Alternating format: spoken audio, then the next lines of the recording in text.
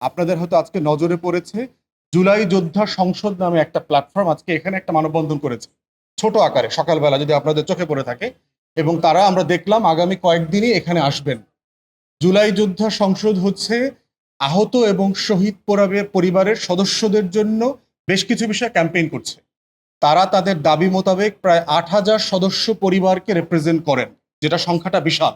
আপনারা জানেন যে এখন পর্যন্ত নিবন্ধিত আহত পরিবারের সংখ্যা, আহত ব্যক্তির সংখ্যা হচ্ছে 14,000। আরো 1700 প্রক্রিয়াধীন আছে। বাকি আরো 3,000 আহত জুলাই যোদ্ধার ব্যাপারে যাচাই বাছাই চলছে। তাদের অনেকগুলো দাবি আছে। আজকে তারা যে দাবিটা নিয়ে এসছে, জুলাই ঘোষণাপত্র এবং জুলাই সনদটা এই মাসের মধ্যে যেন করা হয়। তা না হলে তারা বলছে তারা 31 তারিখে শাহবাগে একটা মহাসমাবেশ করবেন সকল আহত এবং শহীদ পরিবারকে নিয়ে।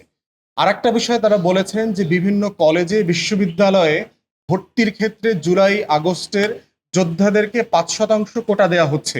ওনারা এই কোটার বিরুদ্ধে এবং এই দাবিগুলোকে আমরা ন্যায্য মনে করি। আমরা বোধ করছি যে এই কোটার বিরুদ্ধে আন্দোলন হয়েছে মেধার ভিত্তিতে একটা সমাজ এবং রাষ্ট্রকে গড়ে তোলবার যে আজাদির লড়াই আমাদের শত বছরের, যেটা 71 থেকে 24-এ বারবার ফিরে ফিরে এসছে, এই কোটার বিরুদ্ধে জায়গাটা নিয়ে ওনারাও কথা বলছেন। ওনারা বলছেন যে এটা করবার মধ্য দিয়ে যেটা হচ্ছে, আওয়ামী মুক্তিযুদ্ধের চেতনা ব্যবসার মতো করে জুলাইয়ের গণ অভ্যুত্থানকে ছোট করা হচ্ছে, হেয় করা হচ্ছে, এবং এটার মধ্য দিয়ে জুলাই যোদ্ধাদেরকে অসম্মান করা হচ্ছে। সেটাও খুব ন্যায্য দাবি বলে আমরা মনে করি। তা আমাদের বিনীত অনুরোধ, আপনারাও এটাও জাতির সামনে তুলে ধরবেন। ওনারা রাজনৈতিক দলের দৃষ্টি আকর্ষণ করছেন এই যৌক্তিক দাবিটা নিয়ে, কমিশনে যেন আমরা আলোচনা করি। আর একটা বিষয় আমাদের কাছে এসছে, পুলিশ সংস্কার এবং জনপ্রশাসন সংস্কার নিয়ে তেমন কোনো আলোচনা এখনো কমিশনে হয় নাই।